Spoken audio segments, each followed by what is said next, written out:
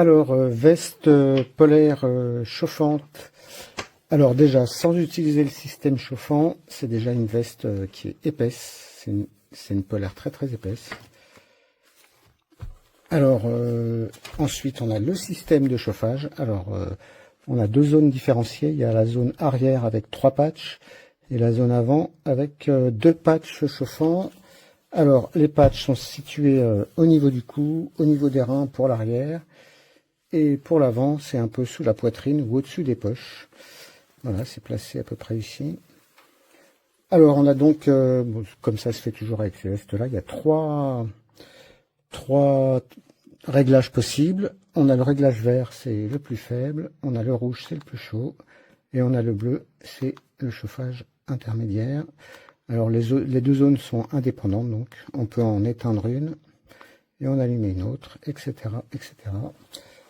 Alors, ça fonctionne avec une powerbank qui est fournie de 10 000 mAh. Alors, celle-ci, elle se branche en USB-A et on peut l'utiliser toute l'année pour charger son téléphone ou sa montre ou ses écouteurs. Voilà, et ben moi j'en utilise depuis un certain temps des vestes comme ça, c'est la 3e année. Et ben, je peux dire que c'est très efficace, ça marche très très bien. Au niveau vert déjà, c'est pas mal. Après, si on est gourmand, on peut mettre au niveau rouge. Mais au niveau de l'autonomie, si on doit rester longtemps dehors, et ben c'est bien d'utiliser le niveau vert. Ça permet de durer plus longtemps. Et de toute façon, des powerbanks, on en trouve facilement.